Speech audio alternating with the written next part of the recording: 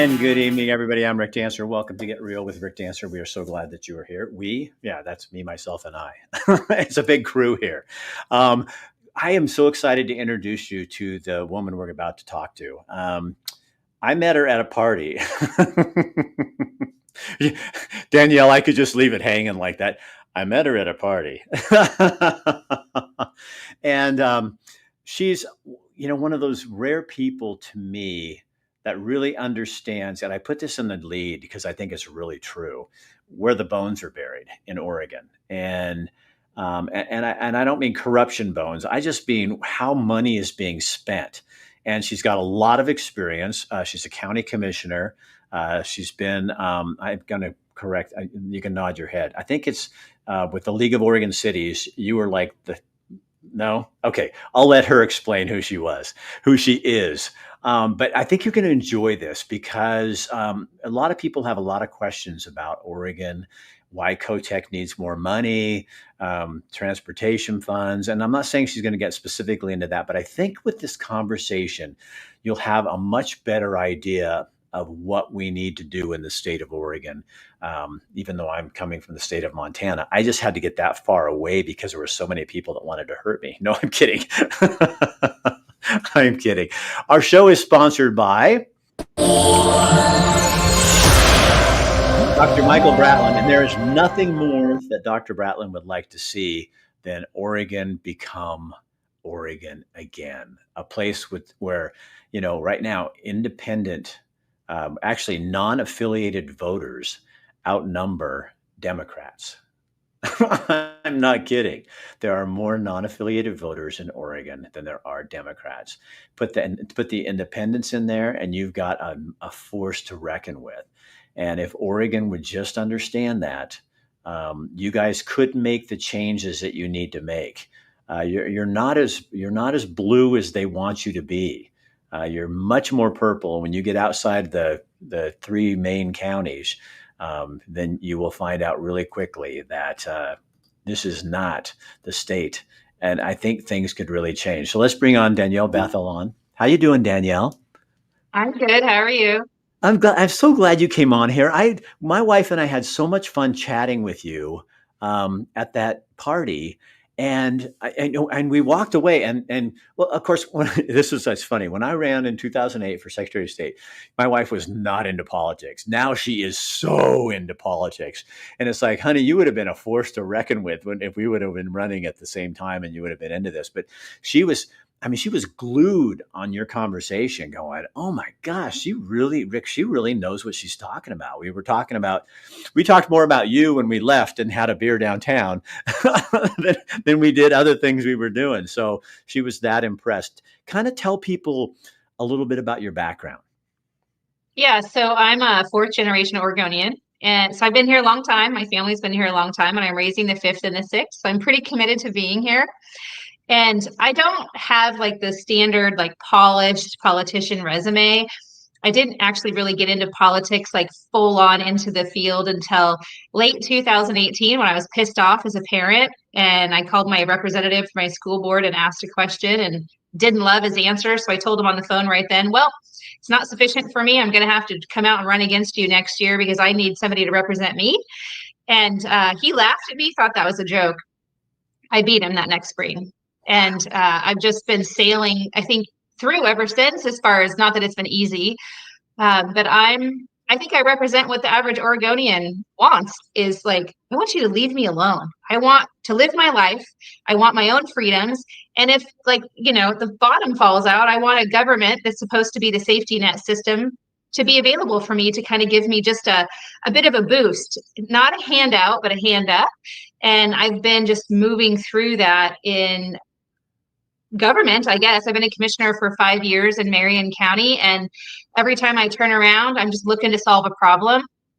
And it just seems to me that people today want somebody who's going to represent them and be a problem solver. I'm not interested in creating new policy or more laws or any of that bullshit. Can I say that on here? Oh, yeah, you can. Betsy Johnson said the F word when she was running for governor. Perfect. Well, then she has set the bar. I will meet it. But yeah, I've just been working hard to serve my neighbors in my community in Marion County. And last year, I was the president for the Association of Oregon Counties. You had There it you go. close. Okay. Yep. And I moved pretty fast into that organization as a representative of commissioners across Oregon. And I spent time in all 36 counties over the last 2 years just really going, Jesus, like, what is it that people are doing in office? And I don't want to pick on people. We all have our different, you know, vibe, I guess, but my vibe is kind of no bullshit. Like, I don't want to be in office forever. I want people to stop taking my money. I can't make enough, it seems like, for Oregon to be satisfied. Income tax, property tax. You might as well, I mean, everything is a sales tax hidden in some fashion. They And even want your water rights, to a yeah, private well at your home. They're yeah, which trying. I'm totally opposed to. That's coming Yeah, I back have a too. They're well. not going to stop. Well, they need to mind their business. Like, I understand Representative Owens wanting to kind of measure things because there's this fear of going into a drought. We're an agriculture state, and we need to make sure that we have enough water to meet the needs of the people and our economy. And like, I don't know if anybody has looked around lately, but it sure does rain a lot in Oregon. Like, I don't know where the hell they think water goes when it rains, 7 to 9 months a year, but it feels like we have plenty of water. Right. And they can already do what they were trying to do. I don't recall the House bill, but there was a bill that he brought forward to essentially allow that measurement of private wells. I have a private well. They weren't going to give me any kind of an incentive or reimbursement for the amount of effort it took to drill that well, to maintain that well, to all the Right. things. They just wanted access to it. And then they wanted to meter it. And I was like, Well, see, and then, I pay water rights. if you're a good Oregonian, when somebody says, and I think this is what's so funny is I don't think they calculated on the water issue how personal water is to people. You know what I mean? I think they just thought, oh, it's water. I know, but this became, wait, you are trying to if you control my water and you know how much I Yep. use and you get to tell me how much I use, you're going to use that. Well, we're sorry. We like Kate Brown standing up in front of the television every week. Here's the good counties and here's the bad ones. You get to open and you don't get to open. Mama Brown owns the process. So when we were chatting, you were talking about finances and what you see through the counties and where they're going. Talk to people about that. I really want them to hear that. Oh gosh, it's like I had that conversation a couple of weeks ago. So I guess in general, I think the thing that I know to be true is that the state has more money than they need, and they need more accountability and transparency to it. I think the one thing that we talked about was I'll pick on the Oregon Health Authority, biggest agency that we have in the state, largest budget. It's massive. I mean, as far as local meets federal dollars match, largest budget. They have money that is sitting on a shelf from years ago. So I use the example that let's see, we're in July. So this would have happened in late April. My board of commissioners had to go through a process to review a new contract, to return a small portion of money. So the overall contract back in 2012 had been spent down with the exception of a certain amount of money. It was just about $1 million. OHA had to audit that $1 million that's sitting on the shelf from 2012. It's been sitting on the shelf. Let me say that again. Since then, I can't use it. They can't use it. It's just in limbo. Now, there's 36 counties. We all operate differently, and our budgets are a little different. But let's just theorize and say that every county in Oregon, all 36 of us, has money sitting on the shelf as far back as 2012 for one agency. And you're only going to scale it up for the biggest 4 counties, Lane, Washington, Clackamas, and Multnomah.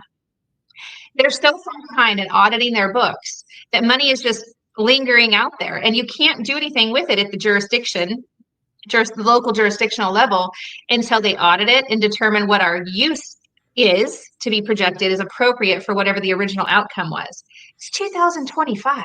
I still have to go through every single year of various contracts with money on certain systems that were underspent and wait for them to give me permission to spend it, or they take it back.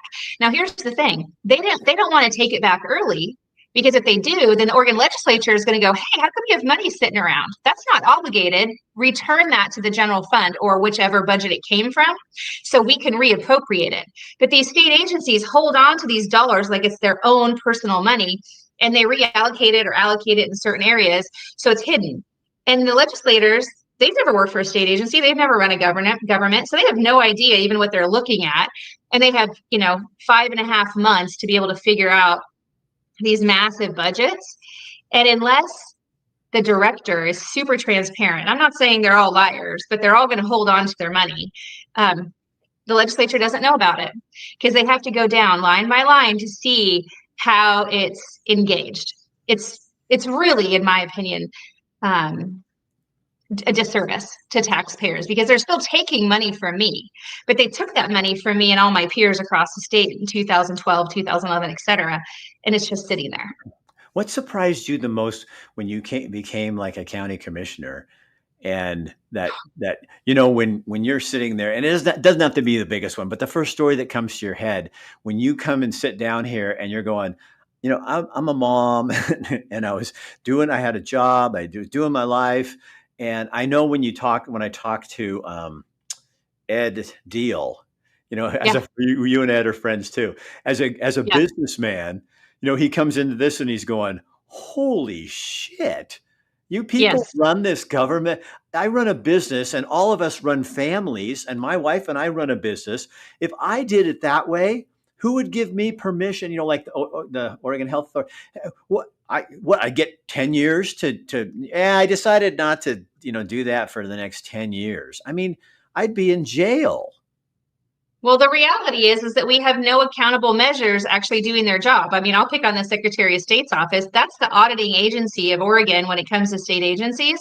They're so far behind in auditing for accountability. We're going to be decades out before we actually have like a real transparent base on how much money is flowing and where it's going and is it legally being navigated. There's no way that the current Secretary of State's not really working on that. I mean, he's doing audits and they're very revealing, but at the end of the day, he doesn't have enough staff to be able to take on what he's supposed to take on. What we do in my county is we hire independent auditors, outside auditors for our departments, and we do a rotation of our departments to make sure that those department heads or elected officials, one, are following what they said they were going to do with that money when their budget was allocated, and two, is it necessary? An example of that is in 2000, I want to say 18, Commissioner Willis got elected. He came into office and they were in the process of deciding whether or not Marion County needed to have a health clinic. And that was very controversial because Oregon has this, everybody needs access to health care, but in that mind, it's also abortions and forced vaccines and all these other things that we as a Board of Commissioners in Marion County don't support. We support freedom and your choice to engage on your own.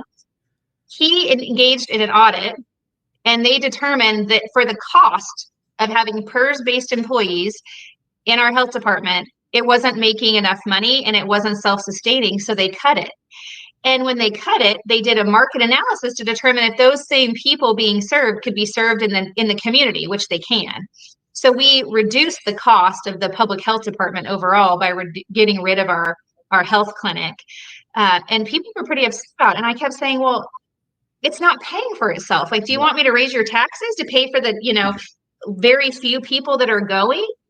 And they were like, well, it needs to be available. Like, okay, well, it should be something in the private market that the healthcare system is engaging in, which is a whole nother topic of failure. But still, the government isn't supposed to be the end all be all for every single thing. And we cut that and we hired a really great firm to tell us essentially the bottom line and whether it was going to be a benefit financially and through the service to our public. And when we determined no, they eliminated it. And we've been fine ever since. We still do our statutory mandates in other areas, but we just don't have a full health clinic. So what do you think? I mean, just kind of play with this a little bit and have some fun with me. What if you were to sit down and go right now, the first thing I would do, I don't think we told anybody. Danielle's running for governor this next go around. I guess that should have been my lead. I'm such a terrible news guy. It's because that's just a side of who you are. I was more interested in the conversation. I wasn't talking to you. Oh, I'm talking to this woman who's running for governor. I thought this is somebody who's got her head on and she knows what she's talking about. And it's like, I haven't heard a politician talking like this in a long time, and because you've actually done the dirty job. You know what I mean? Of Yeah. going in and going, I'm going to stick to my values, but I'm also going to respect the law and understand what Oregonians want. What is the Yeah. biggest problem in Oregon right now? If you let's say you become governor, you're now queen, because we have to make everybody queens and kings now, apparently in our country now. The no king No. movement. Yeah. Yeah. So if you were the So the governor first of thing that I Oregon, would do is I would convene a table of commissioners and department heads. I would pull every county together and I would make them sit in a space, not that I would have to make them, they're all eager to do it, and have a conversation about what each community looks like, and then give direction to those department heads to go reorganize essentially their departments to meet the needs at the local level. The biggest problem that we have right now is that the state thinks that they're in charge of everything, and that everything needs to be a system approach instead of a person approach or a community approach. And we're wasting so much money with that because the state has no idea at the local level what's going on. They don't even read reports. I can give you a primary example of something that just happened this spring where I lost my mind and engaged the media and was constantly berating the Oregon Health Authority over Measure 110 dollars, the marijuana dollars. We've been deploying those funds as counties for the last 3 years through a system called the BERN, the Behavioral Health Resource Network, which is kind of stupid because behavioral health is mental and addiction, and this only supports addiction. So I don't know why they called it that, but whatever. They created a committee called the Oversight and Accountability Council. And this is all, you can go watch all these videos. I encourage anybody who wants to lose their mind to do it. Um, they had all these meetings. Every recipient of those dollars had to produce reports every quarter over the last 3 years. They didn't read one report. They couldn't tell anybody in the room at the table how many people Marion County's BERN network served, what our collaboration looked like, because we worked with a lot of different community-based organizations to be responsive to individuals navigating addiction. They just made shit up. They were like, we don't like local public health authorities. We don't like mental health authorities. That's the counties. And we want more people accessing treatment. Instead of them looking at the data, they essentially just said, oh, I like my friend so-and-so in the Portland area, so we're going to reallocate millions of dollars from, I'm going to use Marion County's budget to these new organizations so they can come into my community and start services. Like we haven't been operating for 3 years as a team. And when we started pushing really hard, and I say we, it's myself, my administrator, and some local media in partnership with Washington County commissioners, the governor was like, we want to take a look at this. These people are pretty frustrated. And I'm telling you, people's lives are going to be harmed. They don't read data. They just go off this some emotional bullshit feeling because they know somebody. That is not how you run government. It must be measurable. It must be transparent. It has to be in black and white. The measurable thing, we don't really do. Like if you've ever paid attention to a legislative session, again, if you want to lose your mind, I encourage you to tune into Ways and Means. you and I are both All half these here. Yeah, these agencies are showing up with their massive bloated budgets. They're talking about KPIs, key performance indicators, and how they're going to take dollars and match it to these outcomes. But we don't hold them accountable to that. The legislature changes its footprint every 2 years.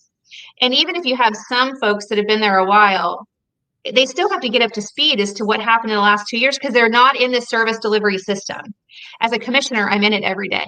Every time one of these agencies flinches, I'm flinching too because I'm a direct recipient as the local service provider of the same service systems. So it impacts counties every day. And it's just nonsense. It's just not, it doesn't make sense to the average person, I don't understand. So I think, this is a great example of when COVID hit. The governor treated Burns, Harney County the same way as Multnomah County. And you're Yeah. going, we need to restore Oregon back to Oregonians. And that means Yep. local control, city councils, county commissioners, school Yep. boards, get education bullshit, get the OEA out of this and get people Right. back to running. So, what do I want for my school district? You know what I mean? And what books do I want to have in my school district? And let the parents decide. They're the ones. Right. And with this whole thing, Danielle, is so flip-flopped. It's like it's we the people. So the parents should be running the school board and telling them what to do. and then the school board can tell the superintendent what to do. And it's like it's everything got overturned so that now the governor is in this position. And here's a question I'd have for you as governor. If you Yeah. found out that a huge landmass in your state was voting to have a vote as to whether to leave the state that they love and dissolve the border and become part of Idaho, wouldn't you get your ass out of your little office in Salem and go meet with these people and find out what the hell are we not doing to service you people that you're this upset and you're taking this kind of, because those people, despite what the urban Oregonians, and I'm not trying to get down on all of them, but I'm so sick of the ones that come on and say, if they don't like it, they can leave. Well, you came Right. here from fucking California and now you're Yep. telling Oregonians how they have to do things. So, of course, these people are frustrated, but the governor has not even met with them. Well, the current governor, I couldn't say if she has or hasn't. I know Kate Brown didn't. The current governor, when she took office, one of the things that she campaigned on was that she was going to go to every county, every jurisdiction in Oregon. And I think she called it her One Oregon Tour or something. She didn't want transparency in that. So what she did is she reached out to every county, and in some counties, not the commissioners, not city councilors, just random people she knew.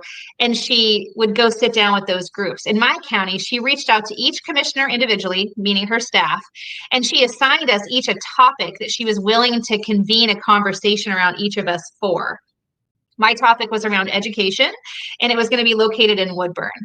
And the reason she did that is because most counties in Oregon are a commission of 3. So if 2 of us meet together, it's a posted quorum meeting and everyone on the planet knows about it. She didn't want quorums because she didn't want the media there. We had to guarantee that we wouldn't post it like anywhere so people knew about it. And we couldn't tell people that it was coming up. And we had to wait for them to post a press release about having the conversation. I didn't go to that meeting in Woodburn because I didn't need to sit at a table with her so she could learn what I already know about my community. It's just like she hasn't done one thing, by the way, with any of the information that she gleaned from those meetings. There's at least 2 Southern Oregon counties that she didn't even engage elected officials in because she doesn't like them. She doesn't like those elected officials. So it doesn't meet her narrative. For me, I'm already meeting with these people. I've already met with 2 of those groups that you talked about in their leadership to ask them to tell me. I need to listen and understand why. What are your biggest challenges that you're facing on the eastern side, even the southern portion of the state? And why do you want to leave? And what does Idaho have to offer you that Oregon can't? Now, I'm not an idiot. I know exactly why they want to leave. The same reason we all want to pack our shit up and move across the other side of the Oregon Trail because we can't freaking afford it. And they keep harming our kids and they keep telling us how to live our lives. The reason they won't meet those because they know that they have nothing in common. It takes the legislature in both states and Congress to ratify a decision like that. And there's no way that's going to happen. In Idaho, they're making the movement. They've had the conversations. They're interested in it. The Oregon legislature, they're not going to give up that land mass. And the governor's never going to give up that income tax. Never, because that is their piggy bank. Most Oregonians don't realize how government in the state level is funded. And it's off the backs of working Oregonians. And if they lose that population to Idaho, it's not so much property taxes, because that's a county problem. But income tax is a massive problem for the governor and for legislators if they lose it. So, see, and to me, yeah, I don't think that's probably ever going to happen either. And I don't know that all these Oregonians, but the level of frustration to get to that place is Right. what should be addressed. But it's like she doesn't even care. And I'm pretty sure I haven't talked to the Greater Idaho. I'm trying to get them on the show soon. But the last conversation was probably 6 months ago, and they had been trying to get Kotek to meet with them, and she would not. And Yeah. I just think I think that tells everything I need to know, and that a landmass like that, and I know they've done the studies and it's shown that actually the Willamette Valley and them would be better off without Eastern Oregon. They pay more into it, but I didn't know the income tax part of it. That's a very interesting part to know. What Yeah. what Well, I mean, what other sorry, go concerns ahead. do you have for, like, can you talk about voting? Because I know that's a big issue for Yeah. people. I think, here in Montana, You arrive at the polling place, you show your driver's license, you you mark your ballot, you see your neighbors, you're accountable, and you vote. And we still have mail in. There's still people that need it, for shut-ins and people like that. They're still available. It's not like they're chasing people away and telling them you can't vote. But it just seems that Oregon, even the Trump administration, is looking at Oregon's voting thing and going, "Whoa, They should. So go." here's the thing about voting in Oregon. Okay. So and maybe Representative Beal talked about this because he and I are like two peas in a pod on this particular subject. We've gone on field trips together about it. So I'll use Marion County because it's what I know the best, and I can speak truth to it.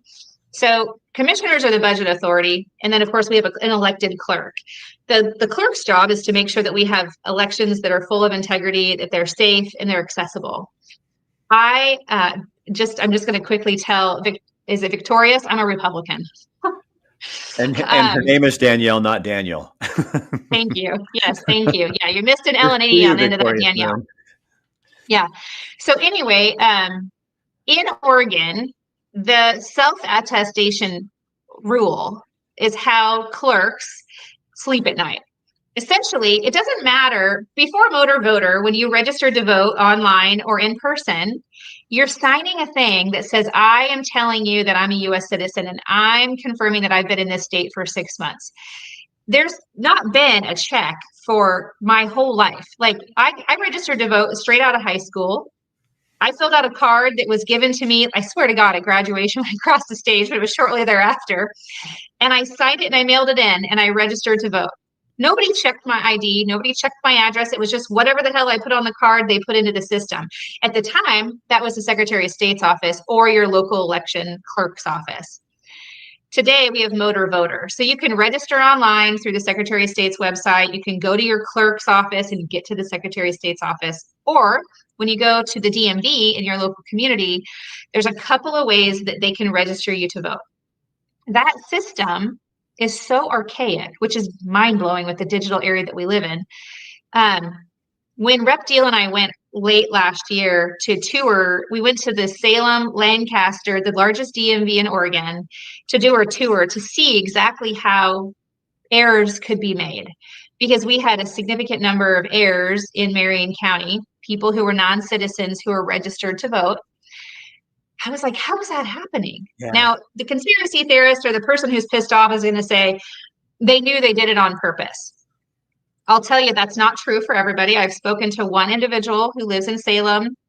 She did not know she was registered to vote. When she got the ballot, she did the right thing. She called the clerk's office and said, I don't know why I have this. I'm not a citizen. And the clerk's office took care of it right away. What happened was when she went to the DMV to change her registration, there at the time, it was an analog system controlled by the human at the computer, not controlled by the computer or technology. They were supposed to ask the question. And they're supposed to ask the question in accompanying to the valid type of identification they received. Assuming she's a non-citizen, you would assume that she wouldn't have an Oregon ID or Oregon driver's license. But now we have ID for all or Oregon, whatever, Oregon driver's license for all. So anybody can get access to a driver's license or ID card. The system didn't have any safety net, no triggers to be able to say, hey, you shouldn't move them forward into the next screen to ask them if they want to vote or verify their party. It just moved them through it. If they never answered the question, it defaulted to the NAV party because they did something on that little note, that little like electronic like signature pad. I don't know if you've ever looked at one, but can you freaking read it? Like nobody can read it. And if you don't speak or read English, you're not reading it properly. So there was all these errors in this system. Now, the governor paused motor voter for a period of time in 2023 and then early 2024 to upgrade the system. Well, really? They didn't go into any massive like new era of technology. It's essentially the same system that they put some safety measures on. So if you come to the counter and I'm your DMV worker and I receive as the worker a non-US ID, I'm supposed to enter non-US ID or non-US whatever. And it takes me to a certain screen. But if I choose as the person on the other side of the counter to not do that, then I'm moving through the system however that person chooses. The safety net, this is what really gets me. And Ed too was like, seriously? The next morning, the branch manager reviews all transactions to make sure that no errors were made by the people at the counter. Now, that DMV sees hundreds of people every day. So we're assuming, and I think the branch manager is a lovely human being. I'm sure that she's full of integrity, but we're asking a human being to verify, one, in every branch, that the people that they're employing are just truthful, honest human beings protecting the election system that I so dearly love. That's bullshit. That's Yeah, not how it should totally. work. The governor immediately should have said, we're stopping this. We are not going to house this in a transportation system because that's not where it should freaking belong. Like, are you kidding me? I just don't get it. We could go back to how it was before and let it lie in clerks' offices and the Secretary of State and let them be responsible for it and be creative and create a good technology system that works. But we can't do that because what's happening right now, they say is the easiest way to catch people. And we want everybody registered to vote in this state. See, I don't believe that. I'm not for that. I don't Me even, either. I'm not talking color, race, anything like that. I only want people voting who want to vote, who are informed about what they're voting for, not because George Johnson was the most handsome guy they've ever seen on television or Yeah. whatever. I want people that are engaged in the process. And if they're not, then don't, people that used to make Christmas trees out of the little punch cards, I mean, whatever looked pretty.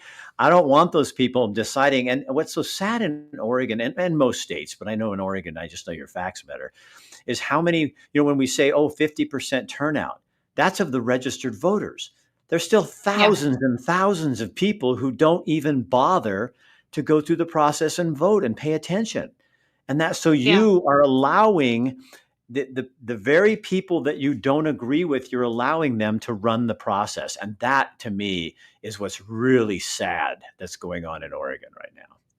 Well, and if the Democrats really, really wanted to do, follow through with their actions, what their words are, they would change it. They would have changed that system. They wouldn't implement it.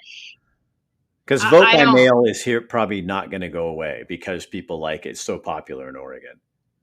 yeah, it's popular among all the parties because it's convenient, but it's also something that I think it's become just like now it's time to vote. It's not a hubbub. We need to do the hubbub.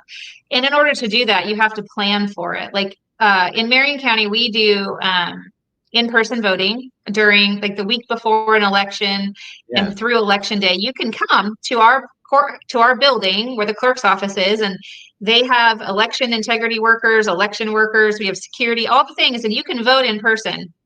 And you can either bring the ballot that was mailed to you or we'll print you a new one. And when we print you a new one, just for the record, the other one is void. Like that, I have verified that system. I've spent enough time with our clerk's office to try to understand the challenges that they face. But we could not this year be able to stand up an in-person election day or days overnight. It costs too much money. And we would have to like design that system or revert back to the way they did it before, which requires space and people and time, which is all costly. So you have to design it. I'm for it. I think it'd be a great idea to go back to the gymnasiums in all the schools and let people funnel in like they do in the states in the Midwest and back east. But I think we would definitely see a decrease in voters, at least maybe over time. I think at first it would be fun and exciting. I did hear somebody once say that election day should be a holiday. Yeah, Tom So said that people, too. I've heard radio talk oh, show I see hosts you saying there. that. That's a good. I think that's a great idea to make it. You know, it's. I think we have to make it important again. You know what I mean? Where you say you have the day off, and yeah, you can go ride in your boat somewhere on the lake or whatever. But Yeah, this is a day when we are setting it aside. These are days we set aside, just major elections, and you go in and you do your civic duty. It's not, I love it. In Montana, it's so fun. We do the same thing. We can go in early, but they still have a little ballot box for you, little stand, and you Yeah, go in there and you punch your button and you show your ID. I mean, here you have to show your ID and then you hand it in. And it's like you feel when I walk out that door, I feel like I made a difference. Like that's I did something that's really important. And I think we need to yep, reinstall that in our schools, teach yep, not only civility, but civics in our yep. schools, you know? And so if you How can't get about, rid Rick, of, we I'm just sorry. need to teach academics, common sense. Let's teach reading, writing, math, and civics in schools and get away from all this other bullshit that are confusing kids from being learners. Right. Like, I don't know if you've looked at the polls in Oregon, or not the polls, but the data recently. Like, we're so far down on our academic standards. It's like Oh, we're we're never going to be able to 43rd. recruit companies here. Yeah. We were Well, and we're like, 48th. who wants to come Yeah. open a business here? You can't hire Well, anybody worth a brain, like well, that's what I don't not fair. understand, and I know you don't have to comment on this because you're running for office, but you probably would anyway because you're like that. But the OEA basically owns the governor's office right now, Yep. and so you have the Education Association that represents many, many, many teachers in Oregon, and you have that much power, and our education system is shit, Yeah. absolute shit. Now, how come that doesn't matter to Oregonians? How come you can't I think equate they that and go, don't wait a know. minute, look at the power that agency, that union has, and this is what they do with it? Screw you. I mean, I just I say, just think they fuck don't you, know. I man. think they don't know where to look. Like as a mom, like before, I just had this conversation last week with a group of people, local leaders in my county. We're looking at a project coming online to determine how do we help people, one, be informed on the failures of our school systems, and two, how do we get them to be engaged? I was on our school board here. I was on the Salem Kaiser School Board for a little over 3 years, and then I moved out of the district to get my kids out of that district because they were just being, their education was destroyed. But the scores for these kids are super low, and parents don't realize it. Once upon a time, when you would go want to move, relocate, we'll call it the old Zillow. I don't know what it was when I was a kid, but now it's like Zillow. They would rate schools. You would Yeah, be able to know how they were doing and what the community looked like. But at the end of the day, parents have no idea how to look at it and decipher it because the school boards, the school administrations don't decipher it in a way, and they're not like advertising it. Someone presented an idea to me, and I really think it's a good idea. Legislators at the end of each session are graded on their vote scale, on how they voted, whether they're conservative or liberal, whatever. We need to somehow break the education system down into digestible information and advertise it to parents so that way yeah, they know that their kids are enrolled in a school that's failing or succeeding. And right now they don't know where to find the information. If they do get it, it's really complicated to understand because it's in a group of the district, and then to break it down by school is even more complicated, and people don't want to waste their time on that. They want to right. trust the people they elected in office who are supposed to be there to do the specific job. But school boards are so radicalized these days, and they're so ideologically driven. Yeah. They're there Oh, for a purpose. They're placed there for a reason. and you know what's kind of weird, Danielle, is this is fun talking to you about other shit too. But I how we the way the system's set up is legislators are supposed to represent their voters, and school board members are supposed to represent the people in their school district. But what they always do is lean towards, and I'm just going to say it, the left end of the spectrum. And they never Yeah, take into consideration all the parents that are taking their kids out into home schools. And you know what? Like in Oregon, I know what I can speak to is Eugene. I did a series on homeschooling. I was shocked because everybody thought it was going to be all these Christian parents with religious, yeah, no, differences with the school. In Eugene, it was hippies. It was hippies without faith. It wasn't people that were church people or looking at that. They didn't want their kids educated. It was the hippies, the people that Eugene thinks that they are, that they think that they that's right. represent. And those are the very people who are taking their kids out of school because they want them to learn how to learn things like how to milk goats and what do you do with milk goats and how do you feed those animals and give them a well-rounded education, not sitting in a room for 8 hours while these intelligent children are being doled down by Yeah, rules, regulations, and ideology that's bullshit. yeah. Well, I agree with everything that you said. And that's when I ran for the school board in 2019. um, Different union groups backed my opponent, and then parents were backing me, and the scale of cost, like the dollars that were poured into his campaign versus my campaign, was crazy. And the reason I believe that I beat him at the end of the day is because parents are dissatisfied, and I was speaking their truth Yeah. when I said I was going to show up and represent you because I want community classrooms again. Like, what happened to allowing grandmas and grandpas to come in and read with third graders? Like that, heaven forbid we let anybody in there to the school that's a non-union paid employee to do better for our community. Like, it just blows my mind. And teachers are dying for help, dying for it. And I know it's a mixed bag. Like, in my community, we have pretty robust teachers union. And I'm not like anti-union as a whole, but I am anti-agenda. I'm anti any group that thinks that they're better than I am when it comes to raising my kids. Like, full stop, mind your damn business. We need to have people who are going to show up and just understand how it is to survive this life we're all existing in right now, because that's what most of us are doing. We're not really thriving. We're barely surviving because we're constantly getting piled on by all these agenda systems that you can't keep your pulse on. I struggle with it, and I'm in the mix of it. Also, I'm pretty angry about a lot of things, and so that drives me to show up to fight back for what I believe Oregonians want, the average person like me. That, like I said early on, I didn't grow up in the political system. I grew up in deep poverty, and I worked my way really hard and long out of those systems. And now I can look back and be grateful for the efforts that I put in and the opportunities that were presented to me that I took a hold of. Right now, our systems are doing nothing except for just pulling people apart and siloing them on purpose. And it's creating so much oppression. People are not engaged, and they're like, I think, information overload. Who do you believe? Right. Matt, I'm going to address your question because you're saying what's holding parents back from joining school boards if they are so concerned. I always hear so much pushback, and yet when I press folks to take action, I don't hear much activity. Why are the quote right side not running for office? Well, I can tell you, and I hope I'm not speaking out of turn for my friend Dr. Michael Bratland. Any conservative person, especially in a place like Eugene, Oregon, who runs for the school board will be obliterated. And I can tell you, Matt Kendall, also from running for Secretary of State, I wasn't obliterated. I almost kicked Kate Brown's ass down the curb.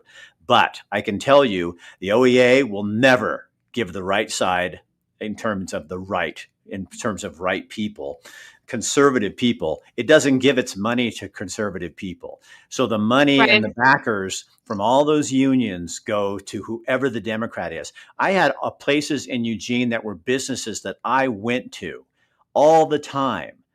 And they sponsored and supported Kate Brown, my opponent, because she was a Democrat. And when I asked them, because I did ask them, and I said, why, I'm in here all the time. Why do you do it? Well, because that's what we do. We do only support the Democrats. So here's somebody I'll who's tell you actually too. in their business and doing that. So Matt, that's why more people on the conservative bent do not run, because you will be taken down, slaughtered, you will get no money, and that's why it happens. So, get I off your was one high of those horse. people, though, Rick. Like, when I ran for the school board, it wasn't like I had some big political like noise behind me or wake. I was just a pissed off mom who was a community mover and shaker. Uh, I was on the school board, I think, for about 7 months before COVID became a thing. And then the whole Black Lives Matter situation took over America. I was trolled, doxxed, protested. People came to my house. They harassed my children. They came to my employer. I mean, I had to contact law enforcement several times. The school district had to have law enforcement and security available at our school board meetings because we had batshit crazy people from coming down from Portland to try to like harm my car, follow me home, to scare me out of the space. And I'm not like, I don't know, like, I'm just a person who Right. believes in my freedoms, and I want to raise my kids the way I want to raise my kids, and I want them to be smart, stable, capable human beings so they can be good contributors to the world. It was awful. I got attacked at restaurants Oh, when I would go out to lunch with my girlfriends. And I'm not scared. Like, I'm not inviting the chaos or the harm, but like, I'll get into a fight with somebody, like verbally, let's do this. But I also know that like people like me, a small business with my husband, raising 3 kids and 2 granddaughters, and I'm trying to just do my best, and there's not enough time in the day, and it's unpaid. Nobody's making enough money just to be a freaking career volunteer in Oregon, Right. not anymore. And the truth of the matter is that the Democrat side of the aisle does a hell of a lot better of a job fundraising than anybody on the conservative side of life. I mean, I've run and won 3 campaigns in 7 years, and it is like pulling teeth to Yeah. get people to engage with me, because those people, they're small business owners who need every dollar to invest in their business because the state takes 50% of it or 75% of it from them. I have to make every one of those dollars count. And I think it's just hard. And there's not like a massive like conservative engine in Oregon yet. I feel a momentum coming. I feel people being interested and wanting to engage, but there's just not enough money flowing, enough systems collaborating on the Republican side at Right. all levels of And elections for people to feel like, yep, I can do this. And I'll also tell you, every election I've stood up for, there's always people in the beginning that are super excited and want to get it done, but they fizzle out. Like this is a long game. Like we have to be in this to be able to recover the destruction of the last 40 years, and we have to do it together. yeah, Matt, you made another comment. You said you think it's kind of a cop out. Then I didn't run. You try it. Walk in Yeah, somebody else's shoes dude, and send me try an it. email. Because I'll tell you what, Kate Brown raised more than twice what I did, and you were the underdog for all the whole time. And in small town politics, it's the same thing. And I mean, quite honestly, Matt, if I was going to be really super honest with you and just like tell you really what it feels like, is they Democrats target you so nasty and try to paint you out to be something that you aren't. And Republicans don't do that as much. I'm just saying. I'm just telling you. It's a more Yeah. fair fight. And the Republicans were not good to me when I ran. They hated me. I think they disliked me. At least the Republican Party disliked me more than the Democrat Party did.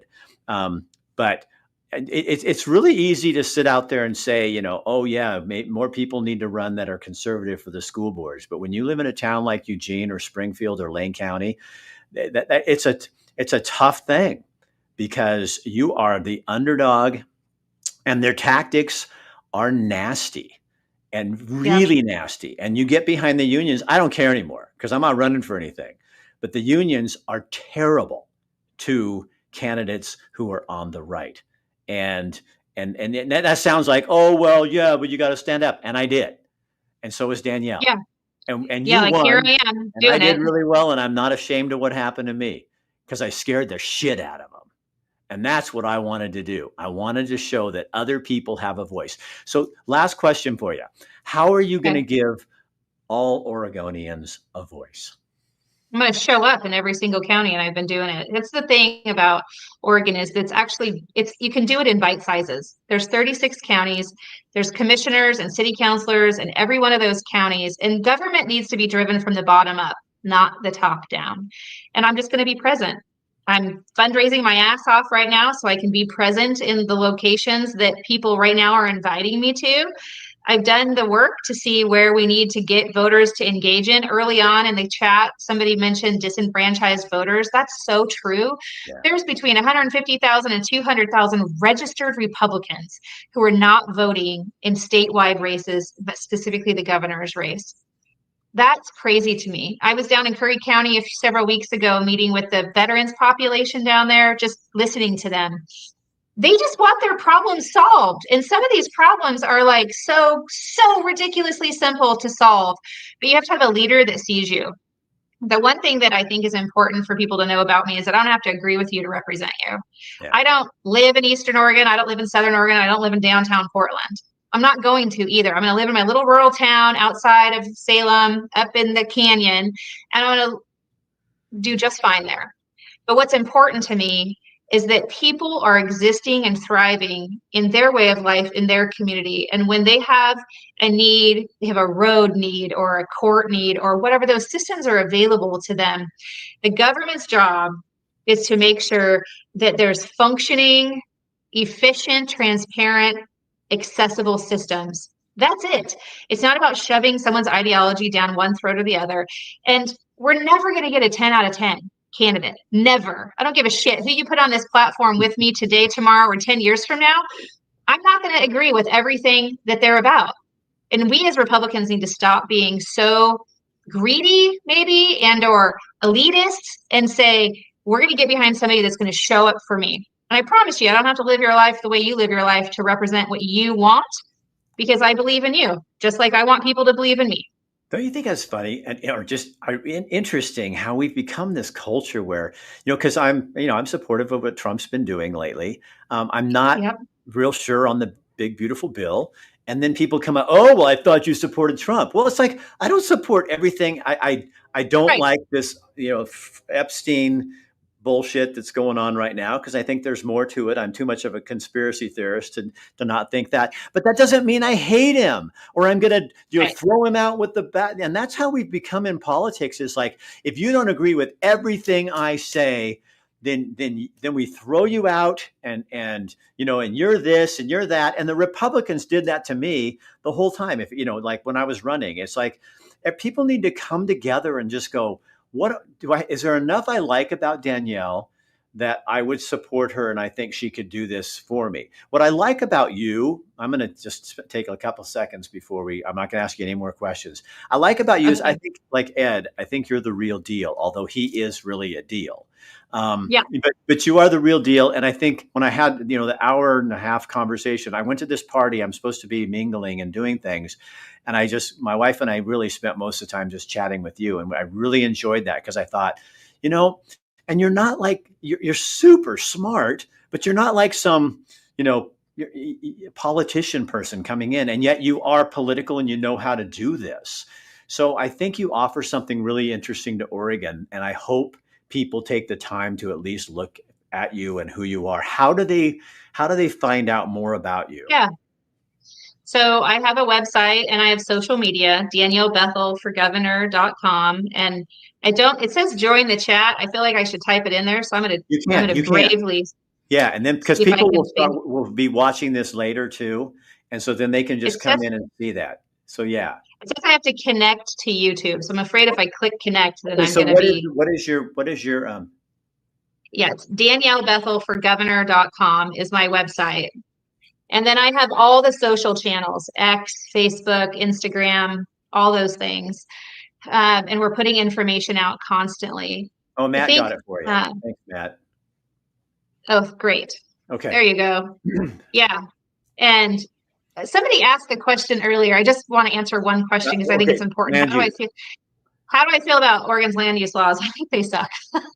As a county commissioner, I'm the land use authority in my county. I can talk to you backwards, forwards, Sunday to Saturday about it. What I can tell you is the fact that we keep shoving people into these dense spaces without proper infrastructure investment, our systems will fail. And we have less than 5% of Oregon's land mass we're shoving people on. And at the same time, I want to protect our valuable soil, our exclusive farm use and things like that so we can feed America. There's a balance that needs to be struck, and I don't think we're in it right now. But we need to convene a table and have a conversation with really smart people to redesign the current system. And the way the state's doing it is not appropriate. The climate friendly, equitable crap, total crap.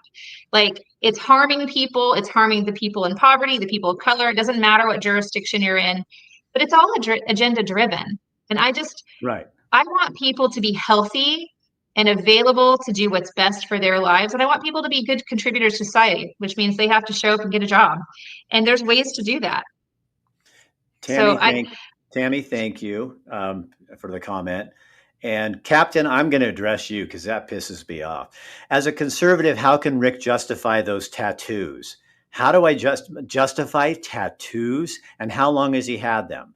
I got them on my 60th birthday because my wife said, "What do you want to do?" And I said, "I want to get sleeves." All of them are landmarks in Oregon, Idaho, and Montana. In the Bible, God is not for tattoos if they are to remember someone, if they're in memorial to someone. That's why the Jews did not tattoo their bodies. It has nothing to do with the art and just putting it on your body. And I guess, oh, it's a far left trait. You say liberal trait. Captain, I just say, you need to do your research and understand things better. That is really a dumb comment, and I'm not going to let that pass by. That's just so stupid. And next, you can ask me about my hair too, and I'm not going to change that either. Oh, God. Love your hair. I think it's amazing. That's the other part of being in the media eye. Danielle, I am so excited for Oregon and you. Thank I you. am. I I think. am going to do my very best, Rick, and I appreciate you letting me be on here and for everybody Oh, who's kind of tuning into our conversation. I mean, we got. For the gal This who is said a come lot. to Douglas County, There's a couple hundred people like just on here now, talking and seeing things and all that kind of stuff. Um, yeah, you're people, you're singing the song, and maybe we can bring back Oregon, my Oregon, the real song, not the mushy yeah, liberal version that they tried to create. We are the land of the empire builders, land of the Golden West. I mean, that's what we are. People came here as pioneers with guts, your grandparents and my grandparents, to make this state what it is and what it's going to be again, not what they've yep, turned it into. Because Oregon, while I had to leave because my wife and I just had to get out, I fight for sure. you guys every bit from out here, and I can do it much better, and I can live a little longer because of that. But you know what? Oregon will never leave my heart, and I will never stop fighting for her. And if you people that want to take her down, I will fight you to the bitter end. I will. I'm with you. Oh, hey. So, okay, guys. So go check out her website, find out more about her, and you can also ask more questions in here. And then Danielle, you can go back and kind of read through. It's on YouTube, Facebook, wherever you can get it. It'll all come in there, and then you can kind of see Okay. what's going on and answer people's questions. And I will definitely have you back on. If something goes on and you need a platform, you get a hold of me. Well, Betsy Okay. knows I who. can't wait. Betsy, her campaign person is Betsy Schultz, who was mine, and I trained her because she was on. I was the first campaign she ever worked on, and she's like a guru in the industry now. I can't take She credit is. for And you know that. what I love best about her is she's not trying to change me. Like No, I am what I am, and love it or hate it. At the end of the day, like I'll be the most authentic, straightforward politician you'll ever meet. But I'm just gonna keep being me and see what we can get done. that's what I like. Danielle, Thank thank you you. so much for being here. See you later. Yeah. Okay, so you guys have a chance. So I'm gonna on Thursday. I'm gonna bring you a candidate, Bob Zybeck, who's running for Lane County Commissioner. Super cool guy, very informed on forestry. We're actually going to talk about some forestry stuff because he really knows the stuff. And I like to bring you guys some experts like that. But he's also running, so you'll get to meet him a little bit like that as well. You can change Oregon back. You really can. Don't let anybody tell you you can't. You are not a blue state. You are purple. Oregon is about independent minded people. I ran into a woman miner in Granite, Oregon one time. And I said, "What is it about Oregon?" She goes, "You know what, Rick? We're independent cusses." And she said, "The problem is that independents don't work well with each other, but we're very opinionated." And she says, "But you know what? It also makes us tough." So be a true Oregonian. Show your muscle, get out and vote, participate. Like Matt said, go run for office. Yeah, it's hell. But you know what? Taught me so many things. And now none of you scare me. I don't give a shit if you don't like my tattoos, my hair, or my beard. This is Rick Dancer. That's why it's called Get Real with Rick Dancer. If you want to be you, Mr. Cook, or whatever your name was, you go be you. But take your tattoo comments and, well, you can put them where the sun never shines. All right. I'll see you later. Good night. Share this on your page, you guys, so other people can see the terrible things I do with my body.